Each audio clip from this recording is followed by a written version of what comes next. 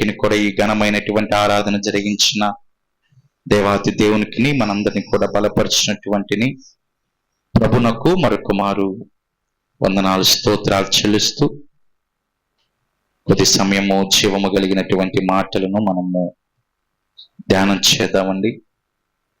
ప్రభువారు మన కొరకై సిద్ధపరిచినటువంటి మాటలు మనం ధ్యానం చేద్దాం.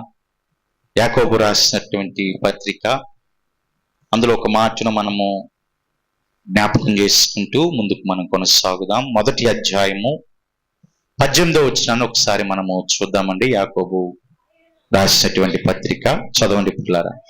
ఆయన తాను సృష్టించినటువంటి వాటిలో మనము ప్రథమ ఫలముగా ఉండినట్లు సత్యవాక్యము వలన మనలను తన సంకల్పము ప్రకారము కనెను. దేవునికి స్తోత్రం. సృష్టించినటువంటి వాటన్నిటిలో, ఈ సృష్టి అంతా కూడా ఆయనే సృష్టించారు కాబట్టి సృష్టించినటువంటి వాటన్నిటిలో మనము ఆయనకి ఎలాగుండాలి అనే ఆలోచన చేశారంటే పులర దేవాతి దేవుడు ప్రథమ ఫలముగా, దేవునికి స్తోత్రం, ప్రథమ ఫలముగా నరులందరూ కూడా ఉండాలి అనే ఆలోచన ప్రభువారు చేసినట్లుగా మనం చూస్తున్నాం. ఈ ప్రథమ ఫలము అంటే ఆయన దృష్టిలో సృష్టించినటువంటివి అన్నీ ఉన్నప్పటికీ కూడా సత్యవాక్యము ద్వారా మనల్ని దేవాతి దేవుడు ప్రథమ ఫలముగా ఎన్నుకోవటాన్ని మనం చూస్తూ ఉంటున్నాం. ఆ సృష్టి ఎలాగ నిర్మించబడిందో ఆదికాండం 1వ అధ్యాయం మొత్తం కూడా మనం చూడొచ్చు పుల్లారా. అందులో ప్రత్యేకంగా నరులను దేవాతి దేవుడు ఏ రీతిగా సృష్టించాడు, నిర్మించాడు అనే మాట గనక మనం చూస్తే చదవవలసిన లేదు కానీ ఆదికాండం 26, 27 వచనాల్లో ఆ మాటలు రాయబడి ఉంటాయి. దేవుడు తన స్వరూపమందు నరుణ్ణి చేశాడు, నరుణ్ణి సృజించాడు అనేటటువంటి మాటలు అక్కడ మనం చూడవచ్చు 26, 27 వచనాలు. అంటే చూడండి ఇప్పుడు ఇక్కడ దేవాతి దేవుడు సృష్టించిన అన్నిటిలో సమస్తములో ఎవరికి ప్రథమ ప్రాధాన్యము అనుగ్రహించి ఉన్నాడు అని కనుక ఆలోచన చేస్తే నరులకు మాత్రమే. మనుషులకు, మానవులకు దేవాతి దేవుడు అధిక ప్రాధాన్యము లేదా ప్రథమ ప్రాధాన్యము ఎందుకు ఇచ్చారంటే తన పోలిక చొప్పున తన స్వరూపములో మనందరినీ కూడా సృజించుకున్నాడు, నిర్మించుకున్నాడు. కాబట్టి ఇప్పుడు మనము ఆయనకి ఎలాగున్నామంటే ప్రథమ ఫలముగా ఉన్నాము. అదంతా కూడా ఎలాగొచ్చింది అని కనుక ఆలోచన చేస్తే అదే వచనంలో రాయబడింది కదా, సత్య వాక్యము వలన. దేవునికి స్తోత్రం కలుగును గాక. ఈ సత్య వాక్యము వలన మనము ఎవరికి ప్రథమ ఫలముగా ఉండొచ్చు అంటే పుల్లరా, దేవునికి ప్రథమ ఫలంగా ఉండొచ్చు. సత్యవాక్యమును అనుసరించి జీవించడం ద్వారా ఎవరి దృష్టిలో మనము ప్రథములుగా మొదటి స్థానాన్ని మరి పొందుకున్నటువంటి వారిగా ఉంటామంటే దేవుని దృష్టిలో ప్రథమ స్థానాన్ని, ప్రత్యేక స్థానాన్ని, ప్రథమ ఫలమైనటువంటి స్థానాన్ని మనము సత్యవాక్యము ద్వారా పొందుకునేటటువంటి అవకాశం ఎక్కువగా. మరి దేవునికి ప్రథమ ఫలముగా మనం అవ్వాలంటే సత్యవాక్యము ద్వారా అవ్వాలి అనే మాటను అక్కడ మనం చూసాం. ఈ సత్యవాక్యము మనల్ని ఏ రీతిగా నడిపించిందంటే పుల్లరా, మనము రోమాపత్రిక 12వ అధ్యాయం మొత్తాన్ని గనక ధ్యానం చేయగలిగినట్లయితే ఆ 12వ అధ్యాయంలో 3 సంబంధాల గురించి ప్రభువారు పౌలు గారి ద్వారా రాయించినట్లుగా మనం చూడొచ్చు పుల్లరా. ఈ 12వ అధ్యాయం మొత్తాన్ని కూడా నేటి దినం మనం ధ్యానం చేద్దాం. ఈ 12వ అధ్యాయంలో ఎన్ని సంబంధాలు మనకు కనపడతాయంటే 3 సంబంధాలు కనపడతాయి. ఎన్ని సంబంధాలు అంటే పుల్లరా, 3 సంబంధాలు 12వ అధ్యాయం మొత్తంలో కూడా మనకి కనపడతాయి. ఆ 3 సంబంధాలే మన ఏం చేస్తాయంటే సత్యవాక్యము వైపునకు నడిపించి ఆయనకు ప్రథమ ఫలముగా ఉండేటట్లు ఆ 3 సంబంధాలే చేస్తాయంట. దేవునికి స్తోత్రం కలుగును గాక. అంటే ఆయనకి ప్రథమ ఫలముగా మనము జీవించాలంటే ఈ సత్యవాక్యములో జీవిస్తున్నటువంటి మనము 3 సంబంధాలు కలిగి ఉండుట ద్వారా అంట పుల్లారా. ఆ 3 సంబంధాలలో మొదటి సంబంధం ఏంటంటే దేవునితో సంబంధము. మొదటిది ఏంటంటే పుల్లారా, దేవునితో సంబంధము. రెండవ సంబంధం ఏంటంటే తోటి విశ్వాసులతో మన సంబంధము. రెండవ సంబంధం తోటి విశ్వాసులతో మన సంబంధము. మూడవ సంబంధము పులరా శత్రువులతో మన సంబంధము. ఎవరితో అంటే పుల్లరా? శత్రువుతో. లేఖనాలు అదే మాట రాయబడింది, ఆ మాటను మనం చూస్తాం. ఈ 3 సంబంధాలు ఒకసారి మనం చూద్దాం. మొదటిగా ఏ సంబంధం అంటే పుల్లరా, దేవునితో సంబంధము. రెండోది తోటి విశ్వాసులతో సంబంధము. మూడోది శత్రువులతో సంబంధము. ఎందుకు ఈ వాక్యము, ఎందుకు ఈ మాటలు అని గనక ఆలోచన చేస్తే ఒక మాట చూపించి లేఖనాల్లో ముందుకు మనం కొనసాగుదాం. పౌలు గారు కొరింథీయులకు రాసినటువంటి 2వ పత్రిక 12వ అధ్యాయము 19వ వచనము చివరి మాటను ఒకసారి మనం చదువుదామండి.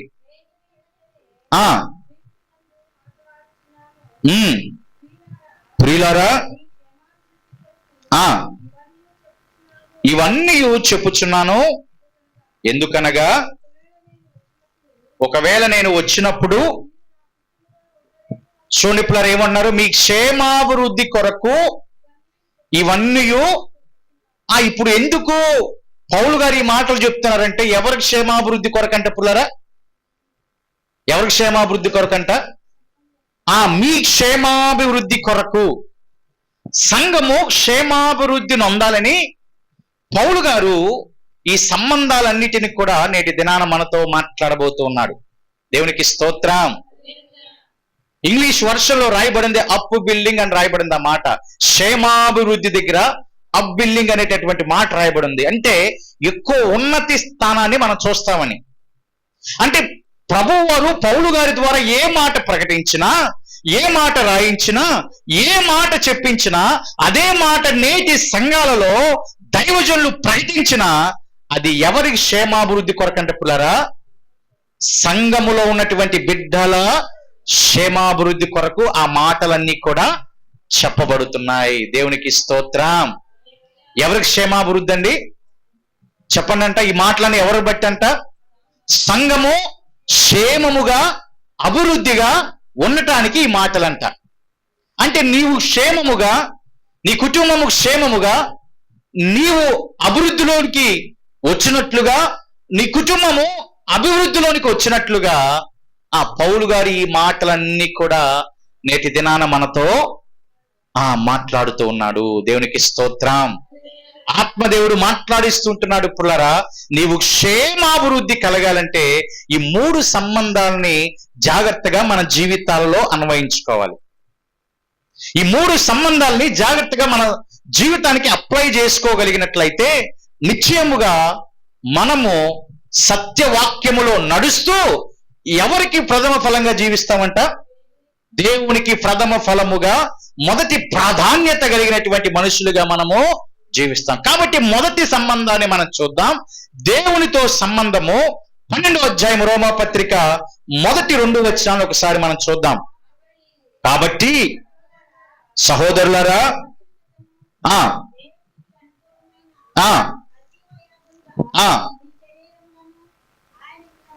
మన శరీరములను ప్రభువునకు సమర్పించుకోవాలి అని పౌలు గారు చెప్తున్నారు. పుల్లరా, అంటే మన శరీరమును ప్రభువు వారికి ఎలాగ సమర్పించాలి అని పౌలు గారు అంటున్నారంటే 3 మాటలు అక్కడ ఆయన చెప్పాడు.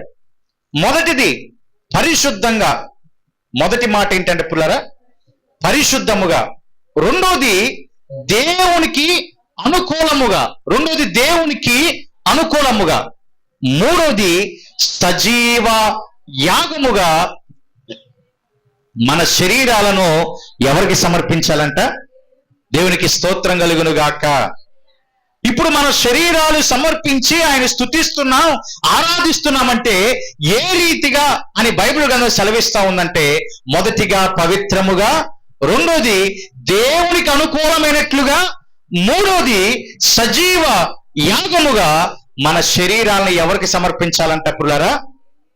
అంటే ఈ 3 రకాలుగా ప్రభువునకు మన శరీరమును సమర్పించలేకపోయినట్లయితే దేవునితో సరైన సంబంధములో మనము లేము అని అర్థం. దేవునితో సరైన సంబంధము మనం కలిగి ఉన్నామంటే పునరా ఏ విధమైనటువంటి సంకేతాలు వస్తాయంటే మన శరీరం అంత పవిత్రముగా ఉంటుంది, మనం చేసే ప్రతి పనంతా కూడా దేవునికి అనుకూలంగా ఉంటుంది, సజీవముగా మన శరీరానికి మన శరీరం ఆయనకి సమర్పిస్తూ ఆయన స్తుతిస్తూ గణపరిచేటటువంటి వారిగా మనము ఉంటాం. ఈ సేవయుక్తమైనది అని పౌలు గారు అంటున్నారు. ఈ విధమైనటువంటి భక్తి యుక్తమైనది అని పౌలు గారు చెప్తున్నారు. పుల్లారా, దేవునితో సరైన సంబంధాన్ని నేను కలిగి ఉన్నాను అని చెప్పుకునేటటువంటి ఏ సహోదరుడైనా ఏ సహోదరురాలైనా వారు వారి శరీరాన్ని ప్రభుకి ఎలా సమర్పించాలంటే మొదటిది పరిశుద్ధంగా పవిత్రముగా, రెండోది దేవునికి నచ్చినట్లుగా, మనకి నచ్చినట్లుగా కాదంటే పుల్లరా, దేవునికి నచ్చినట్లుగా ఆయనకు అనుకూలమైనట్లుగా సజీవ యాగముగా మనం ఏం చేయాలంటే పుల్లరా మన శరీరములను ఆయనకి సమర్పించాలి. ఇది యుక్తమైనటువంటి పని. దేవునికి స్తోత్రం. ఇది యుక్తమైనటువంటి పని పుల్లరా. ఇప్పుడు ఈ 3 రకాల పద్ధతుల్లో మనం లేవనుకో, శరీరం పవిత్రంగా లేదు, దేవునికి అనుకూలంగా లేదు మన ఆలోచనలన్నీ కూడా, అప్పుడు ఏమవుతుంది? ఏమాత్రము దేవునితో సంబంధాన్ని మనము లేనట్లే. మరి చర్చికి వస్తున్నాం కదా, అయినా సంబంధము లేనట్లే. ప్రభు శరీరాన్ని స్వీకరిస్తున్నాం కదా, అయినా సంబంధము. ప్రభు శరీరాన్ని స్వీకరించిన, మందిరంలోనికి వచ్చిన, చర్చిలోనికి వచ్చిన పరిశుద్ధంగా పవిత్రముగా దేవునికి అనుకూలముగా సజీవ యాగముగా మనము ఆయనకి సమర్పించుకోలేకపోతే దేవునితో సంబంధము లేనట్లే. అందుకే 2వ వచనములో పౌలు గారు చెప్పిన మాట ఏంటంటే, ఈ లోక మర్యాదను మీరు అనుసరించవద్దు అన్నాడు. ఏమన్నారంట పుల్లారా? లోక మర్యాదను మీరు ఏమాత్రం కూడా అనుసరించవద్దు. ఎందుకు ఈ లోకం ప్రకారంగా నడవవద్దు అని పౌలు గారు మాట్లాడుతున్నారంటే, లోకముతో నడిస్తే దేవునితో సంబంధం ఉండదు. లోకముతో రాజీ పడిపోతే దేవునితో సంబంధం ఏమాత్రము ఉండదు. కాబట్టి లోక మర్యాదలను అనుసరింపవద్దు అని పౌలు గారు మాట్లాడుతూ ఉన్నాడు. పుల్లారా, ఈ లోకము గురించి చాలా క్లుప్తంగా 10 మాటలు చెప్తా, మీకు జాగ్రత్తగా ఆలకించండి. 1 by 1 చెప్తాను. 10 మాటలు. లోకము దేవుణ్ణి ఎరగదు. మొదటి మాట ఏంటంటే పుల్లారా, లోకము దేవుణ్ణి ఎరగదు. 2వ మాట, ఆత్మ సంబంధమైన అంధకారం అంటే లోకానికి ఇష్టం. ఆత్మ సంబంధమైన అంధకారం, జాగ్రత్తగా మాట అర్థం చేసుకున్నాం. ఆత్మ సంబంధమైన అంధకారం అంటే ఎవరికి ఇష్టం? లోకానికి ఇష్టం. 3వ మాట, క్రీస్తును ఆయనను అనుసరించే వారిని లోకం ద్వేషిస్తుంది. క్రీస్తును ఆయనను అనుసరించే వారిని లోకం ఏం చేస్తుందంట? ద్వేషిస్తుంది. 4వ మాట చెప్తున్నాను, లోకము జ్ఞానము తెలివి తక్కువగా ఉంటుంది. లోకం జ్ఞానం ఎలా ఉండిద్దంట? తెలివి తక్కువగా ఉంటుంది. లోక జ్ఞానము తెలివి తక్కువగా ఉంటుంది, అది క్షణికమైనది. 5వ పాయింట్ ఏంటంటే, లోకము ఎలా ఉంటుందంట? క్షణికమైనది. 6వ పాయింట్ చెప్తున్నాను, దానికి ఈ లోక స్నేహం అంటే లోకములో జీవించేటటువంటి వారితోనే స్నేహం అంటే ఇష్టము. అది దేనికి దారితీసిద్దంటే దేవునితో వైరానికి దారితీసింది. లోకంతో స్నేహం ఉంటే దేనికి దారితీసిద్దంట పుల్లారా? దేవునితో వైరానికి దారితీసింది. లోకము చెడిపోయినది. 7వ మాట ఏంటంటే పుల్లారా, లోకము చెడిపోయినది. 8వ మాట చెప్తున్నాను, లోకము గర్వంతో ఉంది. లోకం ఎలాగుందంటే పుల్లారా, గర్వముతో చెడు కోరికలతో లోకం ఉండిపోయింది. గర్వంతో ఉండిపోయింది, లోక చెడు కోరికలతో లోకము ఉండిపోయింది. అంటే పూర్తిగా చెడుగులో ఉండిపోయింది. మరొక పాయింట్ చెప్తున్నాను, లోకముతో ఎట్టి పరిస్థితుల్లో రాజీ పడద్దు. లోకంతో రాజీ పడితే ఎవరితో సంబంధం ఉండదు? ఇప్పుడు మనం ఆయనకి ప్రథమ ఫలముగా అవ్వాలంటే మొదటి సంబంధం ఏమని చూసామంటే పురారా, దేవునితో సంబంధం. ఆయన మనం ప్రేమించలేదా? మరి ప్రేమించిన వారు మనం ఏమో లోకంతో రాజీ పడాలా? లోకంతో రాజీ పడిపోవాలా? పడకూడదు. అంటే లోక పద్ధతులతో మనం రాజీ పడిపోతే దేవునితో సంబంధం ఉండదు. ఎందుకంటే ఆయన మనం ఎంతగానో ప్రేమించాడు. దేవునికి స్తోత్రం, హల్లెలూయా. ఏ రీతిగా నా ఉదయమును నీ ఆత్మతో దీవించితివో, ఏ రీతిగా నా భారమును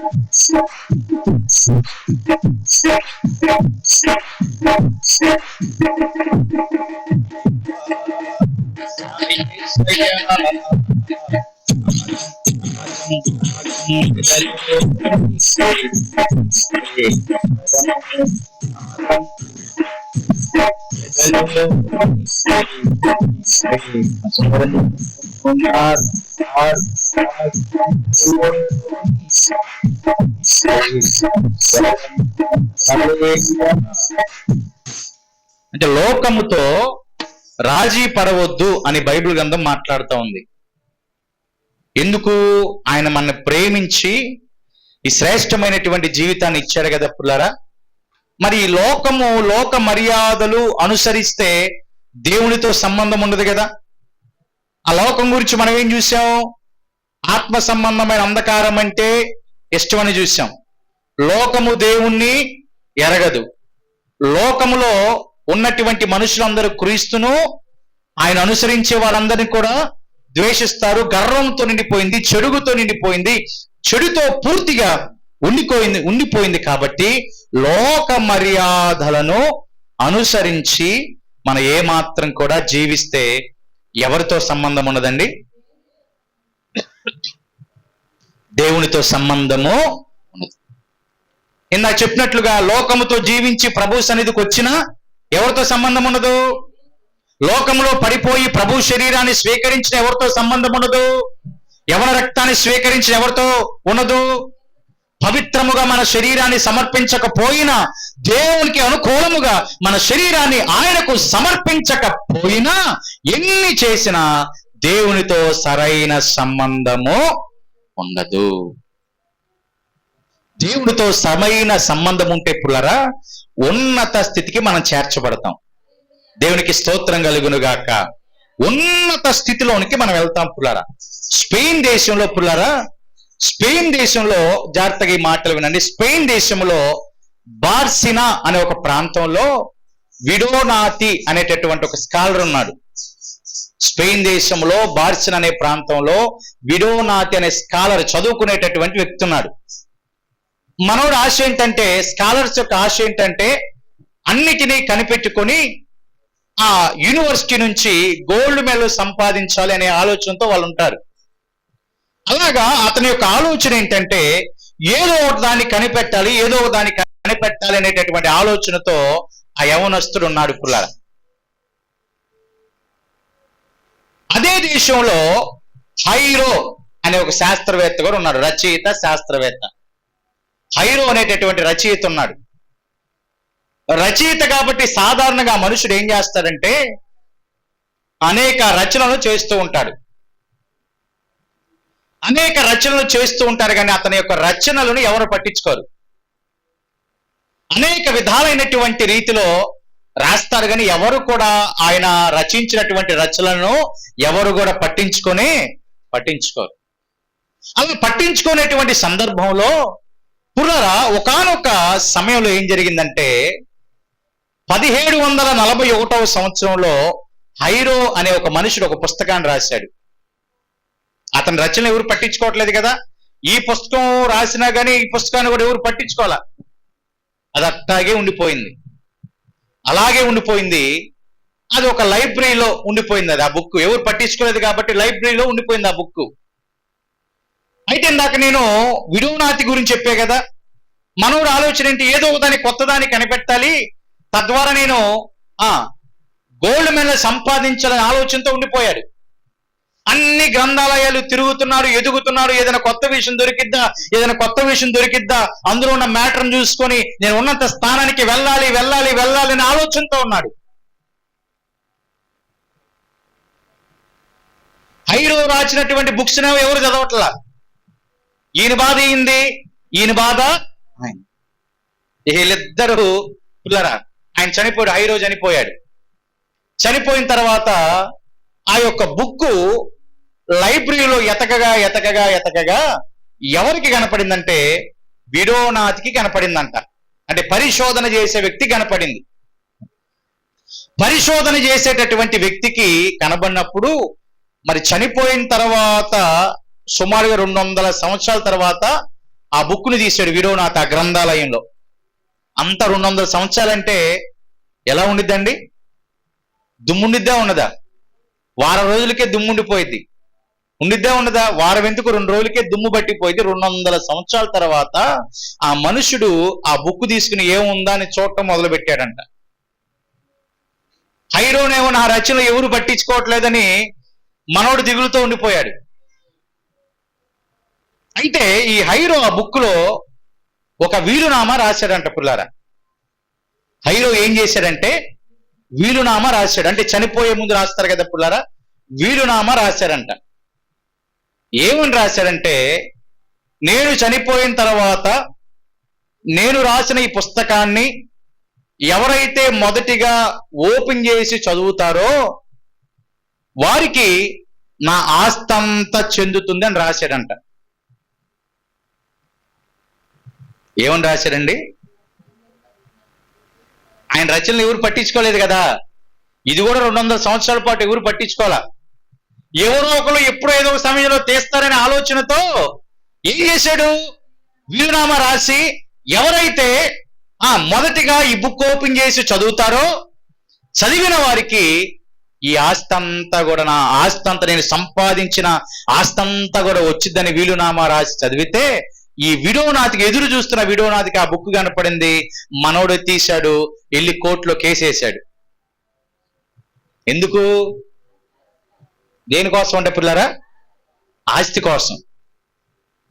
ఆస్తి కోసం కేసేస్తే మరి కోర్టులు కూడా ఏం చేయాలి? ఇక్కడ వీలునామా ఎలాగ రాస్తే అలాగే చేయాలి. వీలునామాలో లేనటువంటి విషయాలు చేయడానికి అవకాశం లేదు ఇక్కడ. ఈ కోర్టు కూడా దాన్ని స్వీకరించి అందులో ఉన్నట్లుగా తను కష్టపడి సంపాదించిన మొత్తము సొమ్ము కూడా ఎవరికి ఇచ్చిందంట? విడోనాథ్కి ఇచ్చింది. ఇప్పుడు ఈ హైరో అనేటటువంటి వ్యక్తి జీవితం ప్రపంచం అంతా తెలిసిందా లేదా? ఆమె తను బుక్స్ రాసినప్పుడు ఎవరైనా పట్టించుకున్నారా? రచన చేసినప్పుడు ఎవరైనా పట్టించుకున్నారా? ఒక పక్క విడోనాథి కూడా పరిశోధన చేస్తున్నారు, కానీ తగిన ఫలితం ఏమైనా వచ్చిందా? ఏమీ రాలా. ఒక్క సంఘటన ఇద్దరి జీవితాల్ని మార్చేసింది. దేవునికి స్తోత్రం. ఇప్పుడు ఇద్దరు ఫేమస్ అయిపోయారు కదా పిల్లరా. అతని బుక్ చదవటం ద్వారా ఇతను ఆస్తిపరుడైపోయాడు. అతని బుక్ బయట పడుట ద్వారా అప్పటి వరకు అతని రచనలు ఎవరికి తెలియదు, ఒకేసారి ప్రపంచం అంతా ఫేమస్ అయిపోయాడు. అన్ని న్యూస్ ఛానల్స్ లో, అన్ని పేపర్స్ లో వారిద్దరి యొక్క విషయాలే వచ్చాయంట. అని చూడండి, ఇక్కడ ఎవరికి తెలియనటువంటి సంబంధం, వాళ్ళిద్దరు ఎవరో కూడా తెలియదు వారికి. ఒకరికొకరు పరిచయం లేదు, ఒకరికొకరు ఎప్పుడు చూసుకోవాలా, ఎప్పుడు మాట్లాడుకోవాలా, ఏ విధమైన ముఖ పరిచయాలు లేదు. అయినా ఇద్దరి జీవితాలు వెలిగించబడ్డాయి.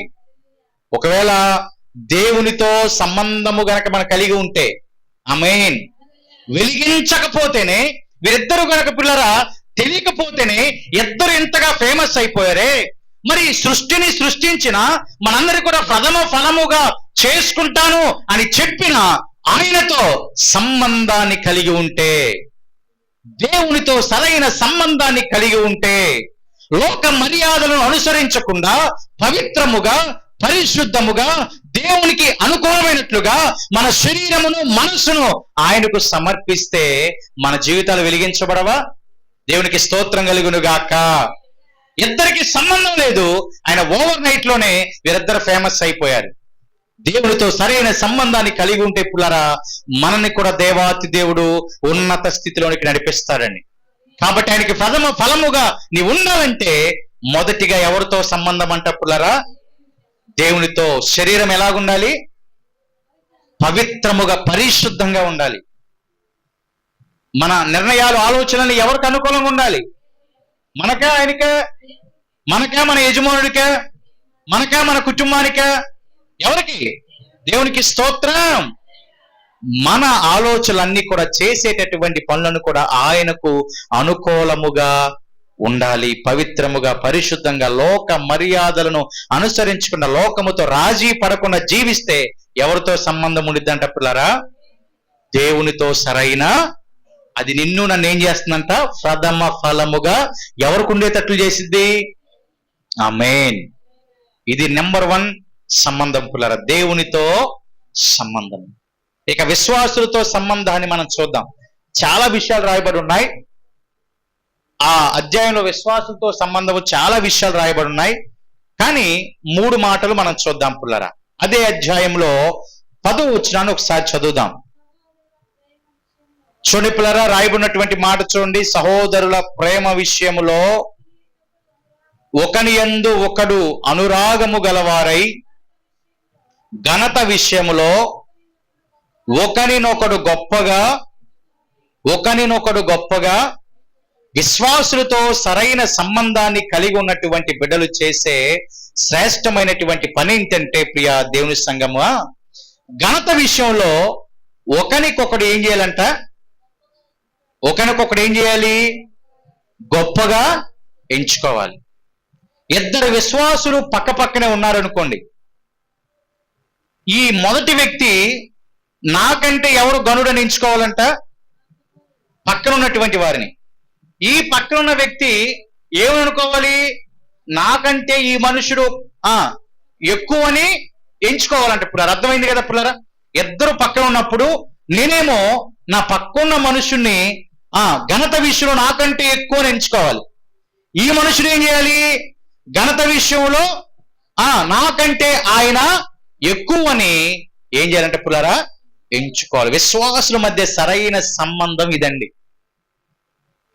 ఆ పైన రాయబడింది కదా పుల్లారా, ప్రేమ విషయంలో ఒకని ఒకడు అనురాగము గలవారై. ఇలాగ ఎప్పుడు మనం ఎంచుకుంటామంటే ఆ ఇద్దరి మనుషులలో తగిన ప్రేమ ఉన్నప్పుడు, ఇద్దరి బిడ్డలలో దేవుని ప్రేమ ఉన్నప్పుడు, ఆ ఇద్దరి విశ్వాసుల జీవితాల్లో ప్రేమ ఉన్నప్పుడు, ఆ ప్రేమ ఎప్పుడు వచ్చింది? దేవునితో సరైన సంబంధం ఉంటేనే ప్రేమ వచ్చింది. ఆమేన్. లింక్ చూసారా పుల్లారా? ఇప్పుడు ఆ ప్రేమ వచ్చి, ఇప్పుడు ఇద్దరి విశ్వాసుల మధ్య ప్రేమ ఎప్పుడు వచ్చిందంట? దేవునితో సంబంధం ఉంటే ఇద్దరి విశ్వాసులు ప్రేమ వచ్చింది. ఆ ఇద్దరు విశ్వాసులు ఇప్పుడు ఏం చేస్తారు? ఒకరినొకడు ఆ ఘనత విషయంలో ఒకరినొకడు ఎలాగ ఎంచుకుంటాడంట? గొప్పవానిగా ఎంచుకుంటాడు. ఇప్పుడు చెప్పండి, ఇప్పుడు విశ్వాసతో సంబంధం ఇది కదా. ఇక్కడున్నటువంటి అందరికీ ఈ విధమైనటువంటి సంబంధము తోటి విశ్వాసులతో ఉందంటారా లేదంటారా? ఉందండి. ఇక్కడ ఇక్కడ చేసుకుని చెప్పండి అందరూ. లేదా ఎప్పుడు సోమం ఎప్పుడు నిజమే చెప్పింది లేదంటారా? అంటే అందరికి ఉందంటారా లేకపోతే అందరికి లేదంటారా? కొంతమందికి ఉందంట, అందరికీ లేదు. అంటే ఇప్పుడు లేదు అంటే ఎవరితో సరైన సంబంధం లేదని. దేవునితో సంబంధము లేకపోతే ఇద్దరు విశ్వాసులు ఏమున్నదో ప్రేమ. ప్రేమ ఇద్దరు విశ్వాసులు ఏమున్నదంట?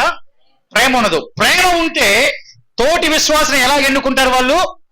ఘనత విషయంలో నాకంటే గొప్పవాళ్ళు. ఈ మనుషులు ఏమనుకుంటాడు? ఘనత విషయంలో పలానా సహోదరుడు నాకంటే గొప్పగా ఎంచుకుంటాడు. ఇది విశ్వాసులతో సరైన సంబంధము. విశ్వాసులు అంటే మన సంఘానికి వచ్చేటటువంటి వారు మాత్రమే కాదు. పుల్లారా పాయింట్ గమనించండి. ఇక్కడ అనేక సంఘానికి వెళ్ళేటటువంటి వారితో నువ్వు ఎలాగా ప్రవర్తించాలి, విశ్వాసులతో సంబంధం ఏంటని బైబిల్ మాట్లాడుతుందంటే సరైన ప్రేమ. అప్పుడు వారు ఎక్కడికి వెళ్ళినా, లేదా ఎక్కడికే వచ్చినా, నూతన యెరూషలేముకే వచ్చినా, మరి ఏ ఇతర సంఘానికి వెళ్ళినా ఘనత విషయంలో నువ్వు ఆమెను లేదా అతడిని ఎలాగెంచుతావో తెలుసా పుల్లారా? గొప్పగా. నాకంటే ఎవరు గొప్ప అంట? ఆమేన్. నాకంటే ఇతనే, నాకంటే ఈమె. ఇప్పుడు అలా అనుకుంటున్నారు విశ్వాసులు. లేదు, ఎందుకని? ఎవరు ఏమనుకుంటున్నారు? నేనే గొప్ప అనుకుంటున్నారు, కానీ నాకంటే ఇతడు గొప్ప అని అనుకోవట్లా. సంఘాలు కూడా మాట వర్తించింది పుల్లారా. నేను గొప్ప అని చెప్పుకునేటటువంటి సంఘాలు ఏం చేయలేదు తెలుసా? ఈ సంఘము కంటే ఆ సంఘము గొప్పదని. ఆమేన్. దేవునికి స్తోత్రం కలుగును గాక. ఒకరు ఒప్పుకోలేదనుకో, ఎవరితో సరైన సంబంధం లేదు. ఆమేన్. ఎవరితో లేదంట? దేవునితో సరైన సంబంధం లేదు. అందుకనే వారు ఒప్పుకోలేనటువంటి పరిస్థితుల్లో ఉంటారు. మనం ఒప్పుకోలేనటువంటి పరిస్థితుల్లో. ఈ మాట అర్థమైంది కదా ఇప్పుడు జాగ్రత్తగా.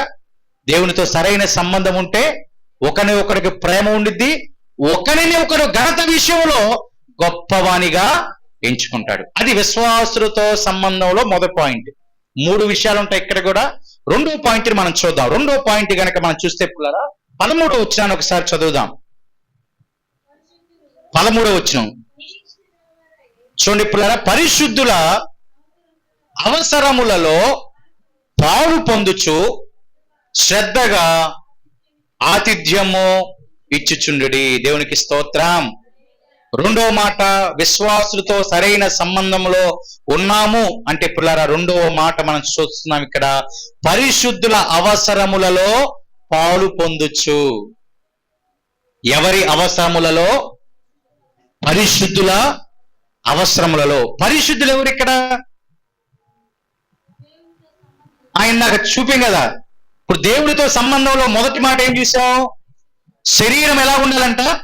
పవిత్రంగా. ఎవరికి అనుకూలంగా ఉండాలంట? దేవునికి. సజీవ యాగంగా మన శరీరాన్ని ఎవరికి సమర్పించాలి? ఇప్పుడు అలాగే సంబంధించినటువంటి వారందరినీ బైబిల్ ఏమని మాట్లాడుతూ ఉందంటే పరిశుద్ధులు. ఇప్పుడు పరిశుద్ధుల అవసరములలో నువ్వేం చేయాలంటే ప్రియా దేవుని సంగమా, పాలు పంపులు పొందాలి. పరిశుద్ధుల అవసరములలో పాలు పంపులు నీవు పొందాలి. ఇప్పుడు నాకు అవసరం ఉందనుకో పిల్లరా, నాకు అవసరం ఉందనుకో, నీవు నా అవసరంలో ఏం చేయాలి? పాలు పంచుకోవాలి.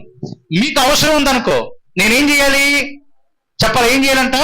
పాలు పంచుకోవాలి. నీకు అవసరం ఉన్న విషయాల్లో, నేను నాకు అవసరం ఉన్నటువంటి విషయాల్లో పాలు పంపులు పొందాలి. శ్రద్ధగా వారికి ఆతిథ్యమును ఇవ్వాలి. శ్రద్ధగా ఆతిథ్యము కూడా ఎలా చేయాలంట? అంటే మన గృహానికి వచ్చినటువంటి దైవజనులు ఎలాగ ఆతిథ్యం చేయాలంట? చూసుకున్నా మాట, ఎంత మంచి మాట. ఇప్పుడు దైవజనులు ఇంట్లో కూర్చోబెట్టి మీరు ఇతర పనులు చేస్తారా? అప్పుడు ఏమైనట్టది? అశ్రద్ధ. ఏమైనట్టంటే పుల్లారా, ఇప్పుడు ఏం చేయమంటుంది బైబిలు? సరైన సంబంధం అంటే శ్రద్ధగా చేయాలి. తోటి విశ్వాసులే వచ్చినా, చూసుకోండి, దైవజనులే వచ్చినా, తోటి విశ్వాసులే వచ్చినా, వారు నీతో మాట్లాడటానికి, ప్రభువు విషయాలు మాట్లాడటానికి వచ్చినప్పుడు వారిని నిర్లక్ష్యం చేయకుండా, వారిని అవమానపరచకుండా, వారిని అగౌరవపరచకుండా శ్రద్ధగా ఆతిథ్యము ఎవరు చేస్తారంటే సరైన సంబంధం ఉన్న వాళ్ళే. ఎవరితో సంబంధం? దేవునికి స్తోత్రం కలుగును గాక. దేవునితో సరైన సంబంధం ఉన్నటువంటి వారు మాత్రమే ఈ రీతిగా శ్రద్ధగా ఆతిథ్యము. అంటే రెండో పాయింట్ ఏం చూసామంటే, పరిశుద్ధుల అవసరములలో నీవు ఖచ్చితముగా పాలు పంచుకోవాలి. రెండోదిగా శ్రద్ధగా ఆతిథ్యమును. ఘనత విషయంలో ఒకరినొకడు గొప్పగా ఎంచుకోవాలి. రెండోదిగా వారి అవసరాలలో పాలు పంపులు పొందాలి. వారికి శ్రద్ధగా ఆతిథ్యమును. దేవునికి స్తోత్రం కలుగును గాక. శ్రద్ధగా ఆతిథ్యము అంటే సరైన సంబంధంలో ఉన్నవారు మాత్రమే ఈ రకంగా ప్రవర్తిస్తారు. మూడో మాట మనం చూద్దాం. మూడవ మాట గనక మనం చూస్తే 16వ వచనాన్ని ఒకసారి చదువుదాం. ఏడ్చు వారితో ఏడువుడి, ఒకరితో ఒకడు మనస్సు కలిగి ఉండుడి. దేవునికి స్తోత్రం. ఏడ్చువారితో అంటే ఎప్పుడు ఏడుస్తారు? సాధారణంగా దుఃఖం కలిగినప్పుడు, బాధ వచ్చినప్పుడు, కష్టం వచ్చినప్పుడు, ఎవరినైనా కోల్పోయినప్పుడు, ఆస్తులన్నీ పోయినప్పుడు సాధారణంగా ఏడ్చేటటువంటి స్వభావం వచ్చింది. కొంతమంది ఏడుస్తూ ఉంటే కొంతమంది వారిని చూసి నవ్వుతూ ఉంటారు. లేరండి, అలాంటి వాళ్ళు లేరంటారా? ఇంతూ లేరు, చాలా మంది ఉంటారు. ఎతకాలే గాని చాలా మంది ఉంటారు. కానీ బైబిల్ అలా చెప్తలా. సరైన సంబంధంలో దేవునితో ఉన్నామంటే ఏడ్చేవారితో కలిసి మనం ఏం చేస్తామంట?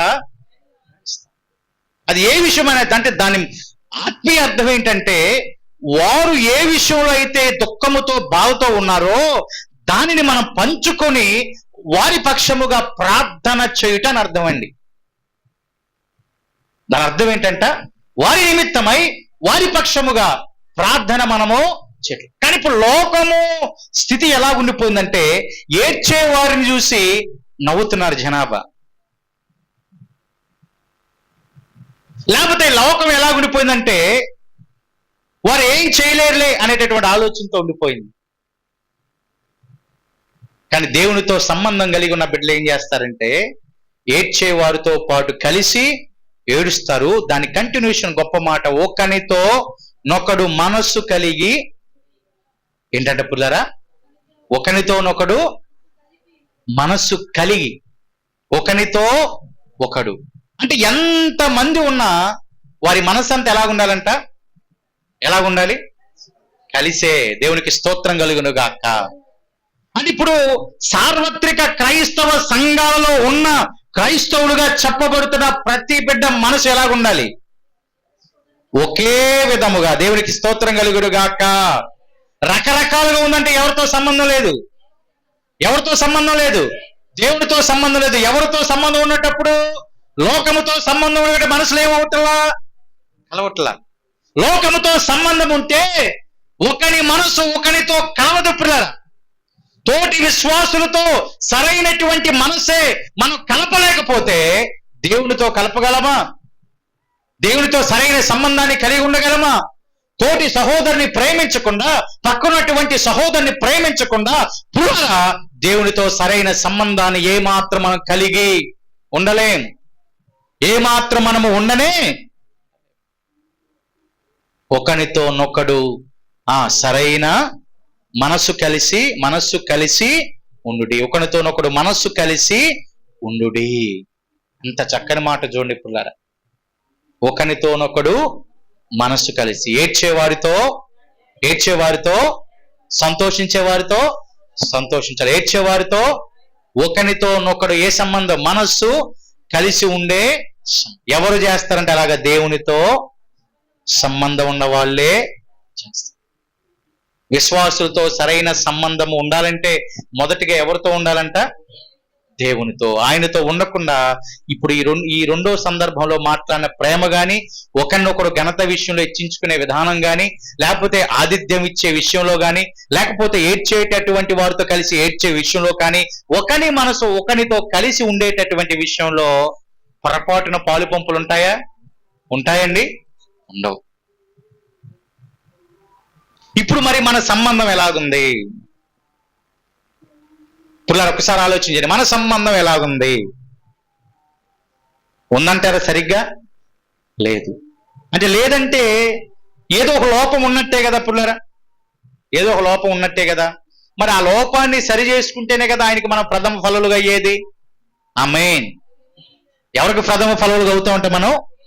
ఎప్పుడు ఈ లోపములు, సరైన సంబంధము, దేవునితో ఉండకుండా చేస్తున్న పరిస్థితుల మీద విజయము, సరైన సంబంధము విశ్వాసులతో లేకుండా చేస్తున్న ప్రతి పరిస్థితి మీద విజయాన్ని మనం పొందినప్పుడు ఆయనకు మనము ప్రథమ ఫలముగా ఉంటాం.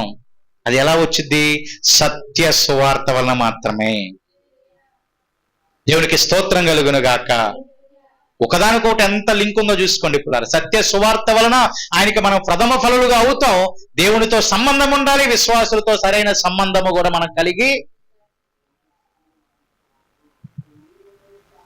ఈ దిన పరిస్థితులలో ఇటువంటి సరైనటువంటి సంబంధాలు ఏమాత్రము కనబడనే,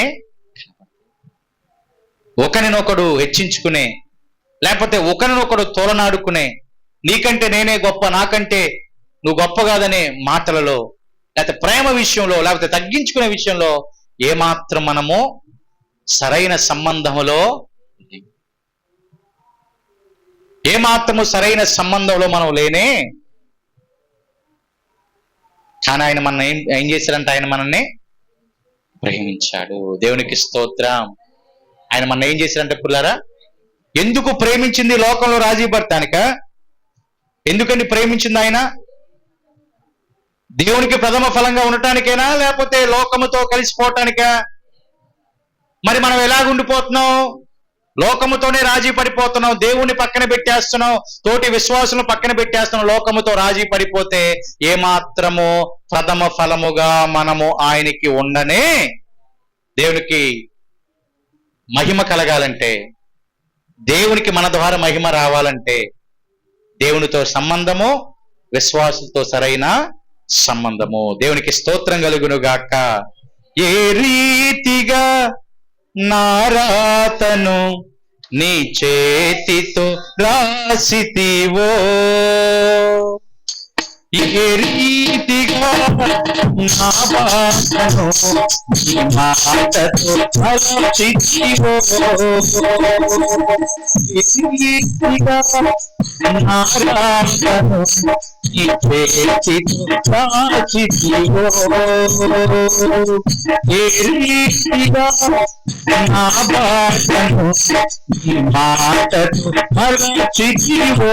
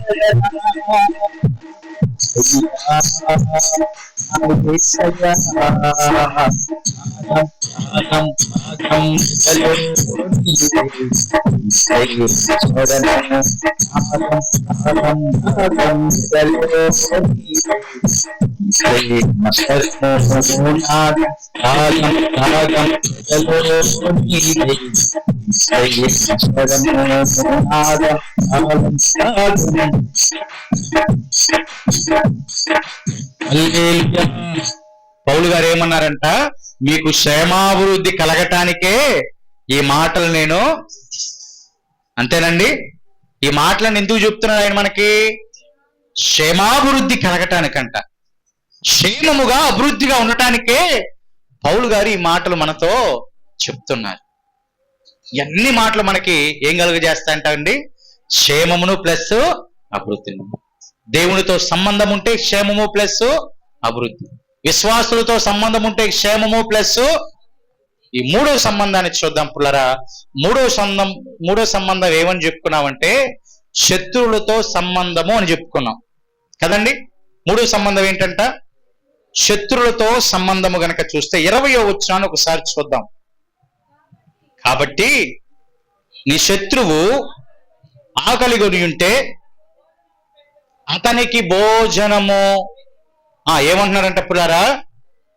భోజనము ఎవరికి? ఎవరికంటండి? ఎవరికంట భోజనం? అంటే ఈ మాట అనకూడదు, కానీ మనం మన ఇంట్లో వారికే సరిగ్గా భోజనం పెట్టాం.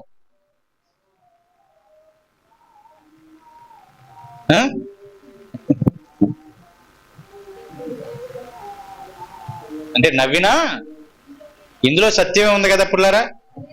నవ్వినా కానీ ఇందులో ఏముంది? ఇక పౌలు గారు అక్కడ దాకా వెళ్ళిపోయారు చూడండి. ఇక్కడ ఇంట్లో పరిస్థితి ఎట్టుంది? ఇక్కడ ఎలా ఉందంట? ఎవరికి? ఇంట్లో వాళ్ళకే భోజనం పెట్టం మనం. కొంతమంది ఇంట్లో వాళ్ళు విచిత్రంగా ఉంటారు.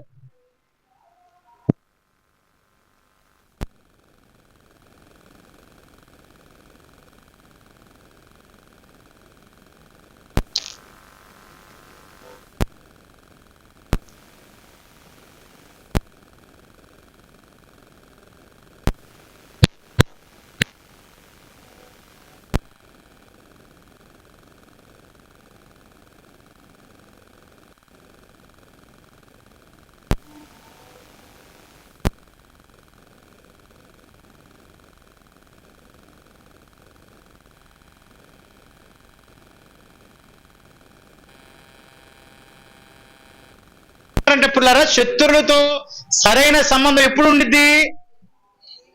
దేవుడితో కదా. వాళ్ళకి ఎప్పుడు? వాళ్ళకి భోజనం పెట్టినప్పుడు అంటారా. చూడండి ఆ మాట మరొకసారి చూద్దాం మనం. నీ శత్రువు ఆకలి కొని ఉంటే ఏం పెట్టాలి? అతనికి ఏం పెట్టాలంటండి? భోజనం పెట్టాలి. మరి ఉందా ఈ పరిస్థితి అంటే? లేదు. ఉందా ఈ స్థితిగతి అంటే? లేదు. మరి అప్పుడు మనం ఆయనకి ప్రథమ ఫలంగా అవుతామా? అవం కదా. అయ్యేమా పుల్లారా? ప్రథమ ఫలంగా అయ్యేమా? అవలేదు కదా. మరి ప్రథమ ఫలంగా అవ్వలేదంటే సత్యవాక్యము ప్రకారంగా నడవలేకపోతేనే కదా ప్రథమ ఫలం అవ్వలేదు. సత్యవాక్య ప్రకారం నడవలేకపోతే మరి ఆ రాజ్యానికి వెళ్తామా? మరి వీళ్ళకి భోజనం పెట్టని ప్రతి వారు ఎక్కడికి వెళ్ళరు? ఎవరికి? శత్రువుకి భోజనం పెట్టని వారు ఎవరైనా సరే, అంటే దాని అర్థం ఏంటి? వారిని ఆదరించాలని అర్థం. ఆదరించాలి పుల్లారా. మన గృహాల్లో ఉన్నటువంటి వారిని మనం ఆదరించాలి. మన యజమానుల్ని నేను బెట్టను పెట్టుకోపో అనకూడదు. ఏమండి, నేను బెట్టను పెట్టుకోపో, ఏదో కోపాలు తాపాలు ఉంటే నేను బెట్టను పెట్టుకోపో అని మనం ఏమాత్రం కూడా అనకూడదు. ఏం చేయాలంట? మన శత్రువుకి కూడా మనం భోజనం పెట్టాలంట. అలా పెట్టినా తినపోతే వాళ్ళకే ఉండిద్దిగా. ఇప్పుడు పెట్టినా తినలేదనుకో, నీవు నీ ప్రకారం చేసావు కదా, ప్రభు ఏం చెప్పాడు అది నువ్వు చేసావు అని నీ ఫలం నీకు దక్కింది. ఇక్కడ దేవునికి స్తోత్రం. వాళ్ళు స్వీకరించలేదనుకో, ఆ క్రియకి తగిన ఫలం వాళ్ళు పొందుకుంటారు. అంటే బేసిక్ గా ప్రభువు చెప్తున్న మాట మనకేంటంటే, నీ పని నువ్వు నిర్వర్తించు, నీ పని నీవు చేయి. అంటే ఏం చేయాలి? శత్రువులకి సైతము కూడా ఆకలి ఉన్నప్పుడు పుల్లరా నీవు భోజనము పెట్టే అంత స్థితిలోనికి వస్తే అక్కడ రాయబడి ఉంది కదా పుల్లరా, తప్పికొని ఉంటే దాహమేమో అలాగూ చేయటం వలన అతని తల మీద నిప్పులు కుప్పగా పోదు. అంటే దాని అర్థం ఏంటి? ఒకవేళ అలా చేస్తే గనక ఆ ఫలం అంతా అతని మీదకి వచ్చింది. నీ పని నువ్వు చేసేసావు, నిప్పులు కుప్పలుగా పోయటం అంటే అతనితో బద్ధ శత్రుత్వం ఉన్నా, ఆమెతో బద్ధ శత్రుత్వం ఉన్నా నువ్వు అవేమి పెట్టుకోకుండా నీ పని, నీ కర్తవ్యం, దేవుని ప్రేమ నేను అలాగ చేసింది కాబట్టి అతని తల మీద ఏం పోసినట్టంట, అతను స్వీకరించారనుకో ఆ నిప్పుల సెగ కూడా వాళ్ళకి దక్కదు, అది దొరకదు. ఆ నిప్పుల సెగ కూడా వారికి అవ్వదు, ఎందుకంటే వాళ్ళు కూడా స్వీకరించారు కాబట్టి. స్వీకరించకపోతే ఖచ్చితంగా ఆ సెగ ఎవరు తెలియద్దంట, అది తగిలిద్ది. కానీ నీవు నీ శత్రువుతో ఆకలిగా ఉన్నప్పుడు ఏం చేయాలంటే పుల్లారా, భోజనం. దాహము అయినప్పుడు ఏం చేయాలంట, పోవాలి. అలా ఇవ్వాలంటే ముందు మన ఇంట్లో ఉన్న వాళ్ళకి మనం మొదటిగా వాళ్ళని చూసుకొని బాగా చూసుకుంటే అప్పుడు వాళ్ళని కూడా బాగా చూసుకుంటాం. ఇక ఇంట్లోనే సరిగ్గా చూసుకోలేకపోతే ఇక బయట చూసుకుంటామండి, మనం చూసుకుంటామా? అందులోనే బద్ధ శత్రుత్వం కదా. ఎప్పుడు ఎన్ని సంవత్సరాలు పెరిగిపోయిందో మనసులో ఆ శత్రుత్వం, ఆ దేశం ఎన్ని సంవత్సరాల నుంచి ఏమండి పెరిగిపోయిందో, ఎన్ని సంవత్సరాల నుంచి నిగూఢంగా ఉండిపోయిందో, దాన్ని బట్టి మనం వాళ్ళు ఏం చేయమంట, ప్రేమించాం. ఎప్పుడు ద్వేషపు స్వభావమే మనకుంటుంది, ద్వేషపు ఆలోచనే మనకుంటుంది, కానీ ఏమాత్రం కూడా దేవుని ప్రేమ, కానీ దేవునితో సంబంధం కలిగి ఉన్న వారు ఎవరైనా శత్రువుతో కూడా సరైన సంబంధాన్ని కలిగి ఉంటారు. వాళ్ళు ఏమైనా మా ఇంటికి వచ్చారయ్యా భోజనం పెట్టడానికంటే రాకలేక ఒకళ్ళు రాలేదేమో, ఒకవేళ వచ్చే పరిస్థితులు వచ్చినప్పుడు మాత్రము నీవు అలా చేయడానికి వెనకడుగు. దేవునికి స్తోత్రం కలుగును గాక. కింద రాయబడి ఉంది కదా, దాని కంటిన్యూషన్ మాట గనక మనం చూస్తే పుల్లరా, కీడు వలన జయింపబడక మేలుతో ఏం చేయాలంట, మేలుతో అంటే కీడు అంటే ఎవరు ఇక్కడ, శత్రువులే. మేలుతో శత్రువులు ఏం చేయాలి, మనం మేలుతో శత్రువులు ఏం చేయాలి, జయించాలి. దేవునికి స్తోత్రం. మేలుతో కీడును జయించాలి పిల్లరా. మేలైన పనులను చేస్తూ శత్రువుల మనసును మనము గెలుచుకోవాలి ఇక్కడ. అప్పుడు వారికి ఆలోచన వచ్చింది, అరే నేను ఇన్ని సంవత్సరాల నుంచి మాట్లాడకపోయినా వారు నాతో మాట్లాడుతున్నారే, ఇన్ని సంవత్సరాల నుంచి మా ఇద్దరి మధ్యలో గ్యాప్ వచ్చినా వారు ఏంటి ఇలాగ చేస్తున్నారు, వాళ్ళు ఏంటి ఇలా ప్రవర్తిస్తున్నారు అని వారిని మనము ఆలోచనలో పడేస్తాం. వారిని ఆలోచనలో పడేసేటట్లు చేసింది ఏంటంటే దేవునితో సరైన సంబంధము. దేవునితో సరైన సంబంధము ద్వారా వచ్చిన ఆ ప్రేమ శత్రువుని ఆలోచనలోనికి పడేసేటట్లు చేసేసింది. అంటే మేలుతో కీడుని ఏం చేయాలంట, జయించాలి. శత్రువుతో సంబంధం కూడా ఆకలిగా ఉన్నప్పుడు భోజనం పెట్టడం నేర్చుకోవాలండి. దాహము అయినప్పుడు దాహం ఇవ్వటం మనము, ఇది సరైన విశ్వాస యొక్క క్రమము. దేవునితో సంబంధాన్ని కలిగి ఉన్న మనుషుల క్రమము, విశ్వాసులతో సరైన సంబంధాన్ని కలిగి ఉన్న మనుషుల క్రమము. ఇలా గనక ఉంటే, ఇలా గనక జీవిస్తే, ఇలా గనక మనము ప్రయాసపడితే ఆయనకు మనము ఎప్పుడు ఎల్లవేళ ప్రథమ ఫలముగానే ఉంటాం. ఎప్పుడు కూడా ఎన్నటికీ కూడా కదల్చబడం. ఇంకా మనం ఏ శక్తి కదల్చబడదు. ఇక మనల్ని ఏ శక్తి వచ్చినా మనల్ని దేవుని ప్రేమ నుంచి వేరు ఏమాత్రము చేయలే. కాబట్టి శత్రువుని సైతము కూడా ప్రేమిస్తూ వారితో సరైనటువంటి సంబంధాన్ని మనము కలిగి, దాని పై వచనాల్లో 4 మాటలు ఉంటాయి. ఆ 4 మాటలను మీకు చూపిస్తా, క్లుప్తంగా నేను చెప్తాను, జాగ్రత్తగా ఆలకించండి. పై వచనాల్లో ఏముందంటే, కీడుకు ప్రతి కీడు చేయవద్దు, కీడుకు ప్రతి కీడు చేయవద్దు. మనుషులందరి దృష్టికి యోగ్యమైన వాటిని గురించి ఆలోచన చేయమన్నాడు. అంటే చూడండి, ఇక్కడ మనుషులందరికీ యోగ్యమైన దాన్ని ఆలోచన చేయాలంట.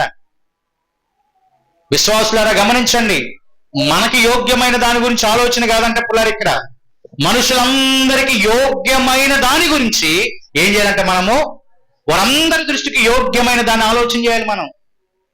అది సరైన సంబంధం కలిగి ఉండటం. 3వ మాట కనుక మనం చూస్తే, శక్యమైతే మీ చేతనైనంత మట్టుకు సమస్త మనుషులతో ఎలా ఉండాలంట, సమాధానముగా. చేతనైనంత మట్టుకు సమస్త మనుషులతో ఎలా ఉండాలంటండి మనం సమాధానముగా. 4వ మాట కనుక మనం చూస్తే, మీకు మీరే పగ తీర్చుకొనవద్దు అంటున్నాడు. మీకు మీరే పగ తీర్చుకోవద్దు, పగ తీర్చుట ఆయన పని. పగ తీర్చుట ఎవరి పని అంట? పగ అంటే తీర్పు అని అర్థం పిల్లలు. అక్కడ అంటే మనకు మనమే తీర్పు తీర్చే అవకాశం ఉందా? పలానా వాళ్ళు అలాగనే అవకాశం ఉందా? అది ఎవరి పని అంట? ఎవరి పని అంటే అది ఆయన పని. అది మీకు మీరే తీర్చవద్దు అని బైబిల్ మాట్లాడుతూ ఉంది. తీర్చేవారిగా ఉంటే సంబంధము లేనట్లే. యోగ్యమైన దానిని ఆలోచించలేకపోతే సంబంధము లేనట్లే.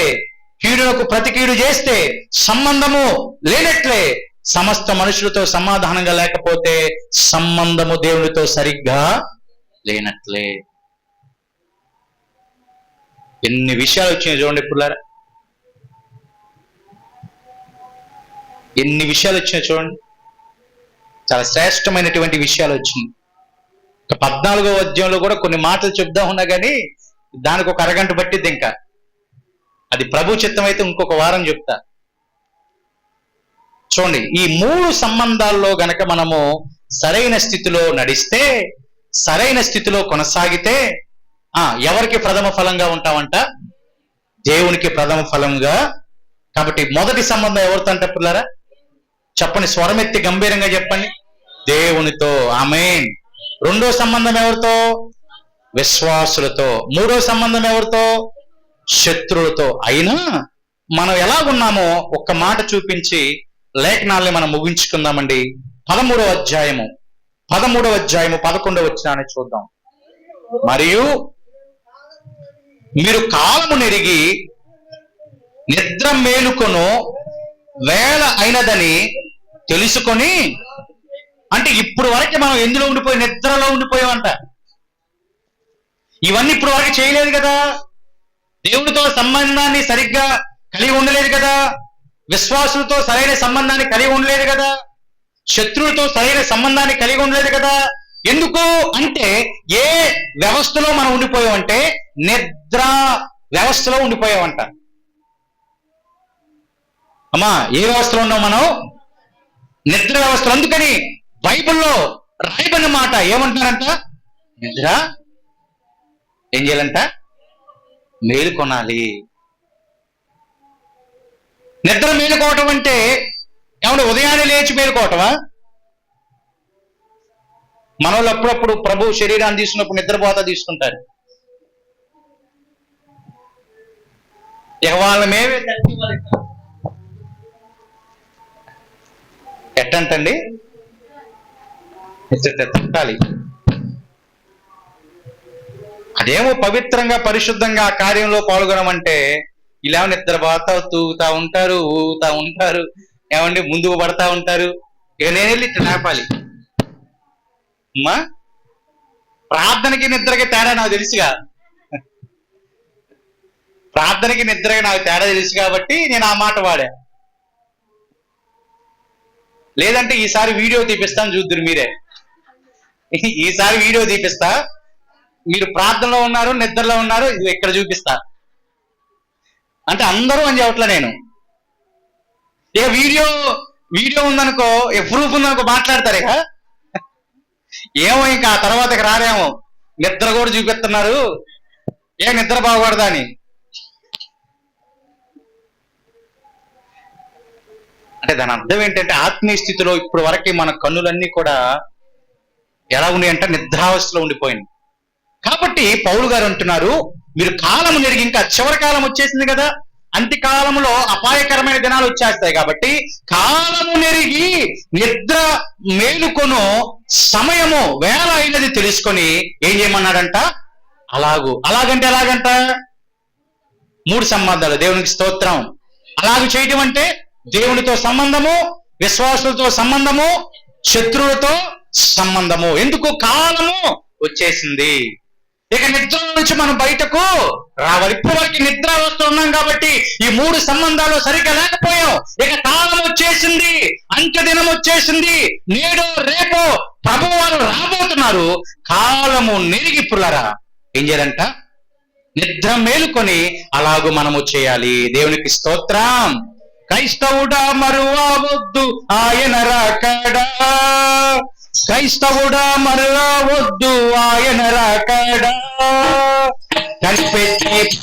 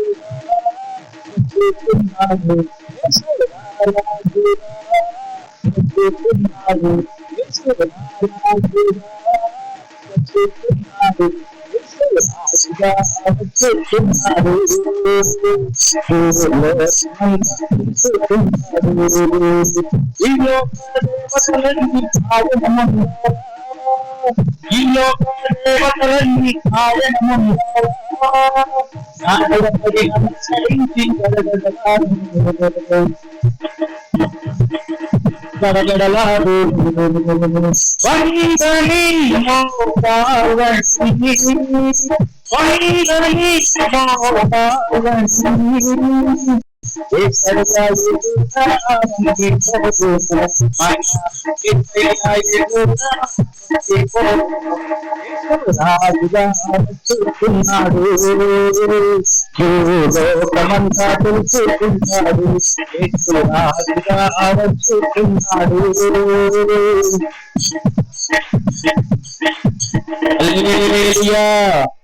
అంటే కాలం వచ్చేసింది కదా పుల్లరా.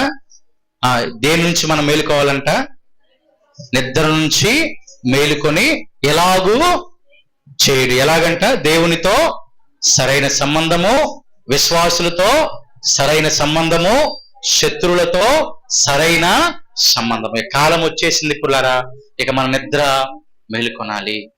అంటే దాని అర్థం ఈ 3 సంబంధాలలో మనం గనక లేకపోతే నిద్ర మేలుకొని ఆ సంబంధాలలో సరిగ్గా నిలవబడేటట్లు, ప్రయాణం చేసేటట్లు మనని మనమే సమాయత్తం చేసుకోవాలి. అది ఎలాగంటే సత్య సువార్త. ఆ సత్య సువార్తే నిన్ను ప్రథమ ఫలముగా దేవుని ఎదుట నిలబెట్టేదిగా చేస్తుంది. ఈ మాటలన్నీ కూడా మీకు క్షేమాభివృద్ధి కలుగచేయునుగాక. అందరు మోకరిద్దాం, ప్రార్థన చేసుకుందాం. జీవాధిపతి, పరిశుద్ధుడా, మహోన్నతుడా, ఘనమైన దేవా, మీ నామానికి వందనాలు, స్తోత్రాలయ్యా. క్షేమాభివృద్ధి కలగటానికే ఈ మాటలు మాతో మాట్లాడారు అని మీ లేఖనాల ద్వారా మేము చూసాం. నీ సత్యవాక్య ప్రవర్తన మీ ఎదుట ప్రథమ ఫలముగా మమ్మలను నిలబెడుతుందని మాతో మాట్లాడారు. అలా ఉండాలంటే ప్రభువా, మీతో సరైన సంబంధము, విశ్వాసులతో, తోటి విశ్వాసులతో సరైన సంబంధము, శత్రువుతో సైతము సరైన సంబంధము మేము కలిగి ఉండాలయ్యా. మమ్ములను మేము ఎంత వరకైనా తగ్గించుకునే కృప దయచేయండి. అటు జ్ఞానం దయచేయండి. పరిశుద్ధముగా, మీకు అనుకూలముగా, సజీవ యాగముగా మా శరీరాలను మీకు సమర్పించుకుంటున్నాం. ఈ లోక మర్యాదల నుంచి దూరపరచి కేవలము మీ మాటలు, సత్యమును గమనించి గ్రహించి వాటి ప్రకారంగా సన్నిధిలో ఉన్న ప్రతి బిడ్డ, ఈ మాటలు వింటున్నటువంటి ప్రతి బిడ్డ ఆ రీతిగా నడుచినట్లుగా, కొనసాగునట్లుగా నీ కృపా సహాయం అనుగ్రహించి మీరే మహిమ, ఘనత, ప్రభావాలు పొందమని యేసయ్య సర్వశక్తి కలిగిన నామమున ప్రార్థన అడిగి వేడుకొనిచున్నాము తండ్రి. ఆమేన్. హల్లెలూయా, హల్లెలూయా.